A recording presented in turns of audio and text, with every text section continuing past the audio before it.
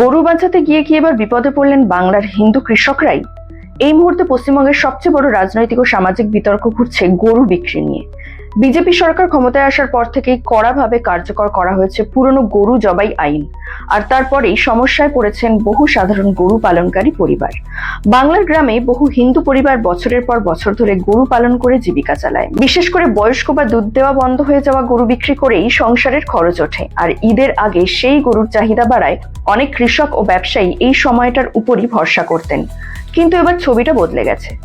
নতুন সরকার আসার পর সরকারি নির্দেশ অনুযায়ী এখন গরু জবাইয়ের আগে লাগছে বিশেষ ফিটনেস সার্টিফিকেট, বাড়ছে পুলিশি নজরদারি, কড়া চেকিং চলছে বিভিন্ন গরুর হাট ও পরিবহনে। সরকারের দাবি অবৈধ পাচার এবং বেআইনি জবাই বন্ধ করতেই এই পদক্ষেপ।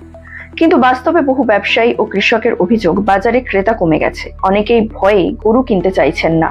ফলে হাটে হাটে আটকে যাচ্ছে গরু, কমছে দাম, আর ক্ষতির মুখে পড়ছেন সাধারণ মানুষ। সবচেয়ে বড় আয়রানি কি জানেন? যে গোরক্ষা রাজনীতি সাধারণত হিন্দু ভোট ব্যাংকের সঙ্গে জড়িত বলে মনে করা হয়, সেই নীতির প্রভাবেই এখন আর্থিক চাপে পড়ছেন বহু হিন্দু গরু বিক্রেতা। সোশ্যাল মিডিয়ায় ভাইরাল হয়েছে একের পর এক ভিডিও।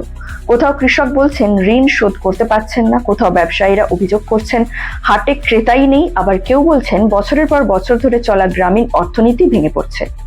তবে সরকার স্পষ্ট জানিয়ে দিয়েছে, গরু বিক্রি পুরোপুরি বন্ধ নয়, শুধু আইন মেনে চলতে হবে। বেআইনি জবাই ও পাচারের বিরুদ্ধে কড়া পদক্ষেপ নেওয়া হচ্ছে। এখন প্রশ্ন উঠছে, এটা কি সত্যি শুধুই আইন প্রয়োগ, নাকি এর প্রভাব পড়ছে বাংলার বহু সাধারণ কৃষক ও পশুপালকের জীবনে?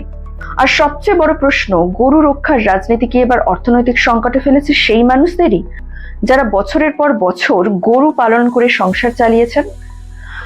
কমেন্ট সেকশনে আপনার মতামত জানাতে পারেন। প্রতিবেদনটি ভালো লেগে থাকলে সাবস্ক্রাইব করুন রেড পোস্ট নিউজ। ধন্যবাদ।